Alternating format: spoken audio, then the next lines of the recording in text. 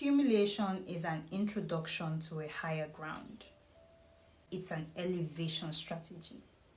But for those with sharp intuition and discernment, because there are some people that go through mistakes and they never learn from it.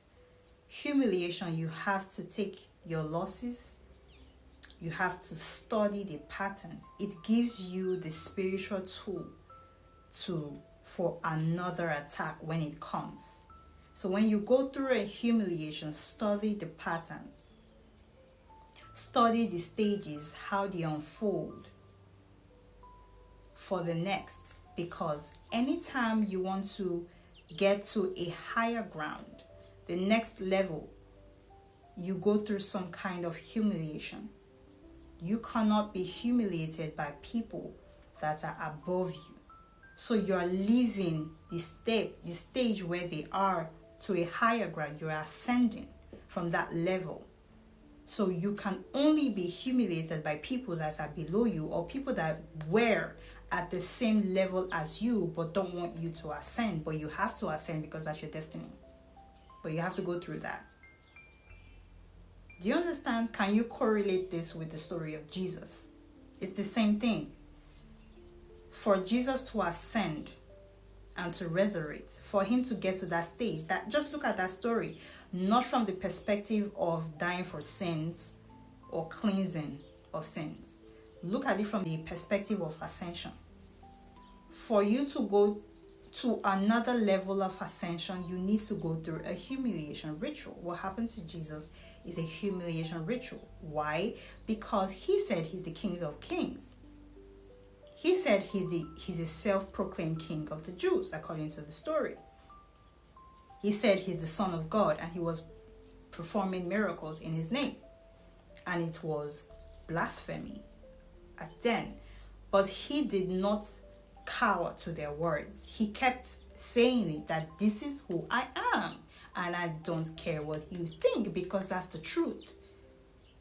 This is who I am, and you cannot change it. So if you look at it from that perspective, he never changed, he never bent because of whatever rules or whatever threats was placed to him. He understood the assignment, that he would eventually go through that humiliation in front of millions for him to ascend. When you read stories from the Bible, you have to look at it from different angle, different from what the Bible might say the purpose is. And that's why I said, for you to understand self-mastery, ascension, or sovereignty, you need the Bible, but not in the interpretation that exists. You have to have there are different interpretations, but the most common ones are the one we hear every day. Not looking at the mastery from these stories. Jesus kept saying the truth. Most of the time, the truth does not set you free. People do not like the truth. People that are living in a lie do not like the truth.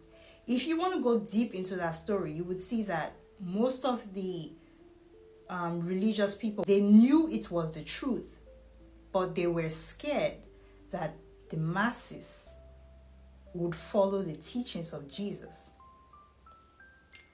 And you know, Jesus did not belong to the church or to the denominations of the church. He was there to just preach the word. Okay? It's the same thing everywhere, even from continents that the stories, their history or their historical stories was not recorded. For you to get to a level of ascension, it's the same thing. If you look at many people's lives, wealthy people, famous people, if you look at their lives, I'm not talking about forced or orchestrated humiliation. I'm not talking about that. I'm talking about your destiny parts. Humiliation is a roadmap for ascension. It's to teach you how the human mind works around people with light. When you exist in a light realm, humiliation will teach you what you need to know, because even if you exist in light, sometimes you do not know you exist in light. Humiliation is to open you to see what you were always to see in a comfortable place, because humiliation makes you uncomfortable. It takes you out of yourself. So when you are able to disconnect, you will see what the truth is about your journey, and then you will learn from it. Humiliation is compulsory for ascension. You have to go through it.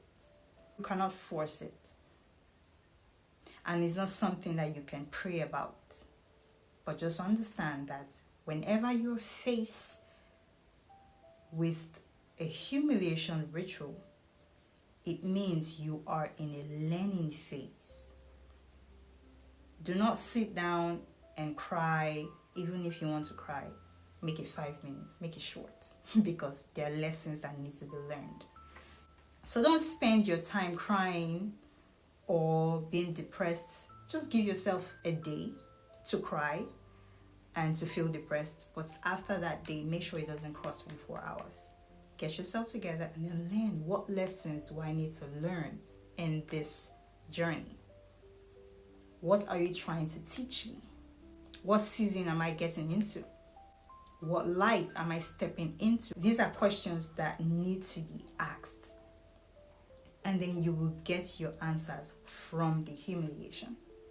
I've gone through several humiliation before, and I might make a different video for that, but it made me understand.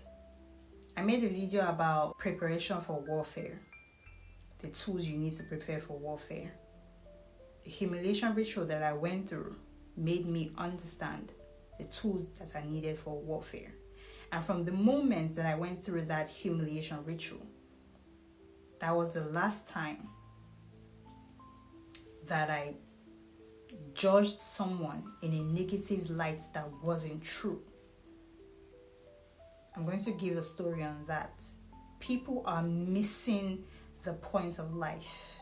If you want to make the most out of a humiliation ritual, you have to recognize it.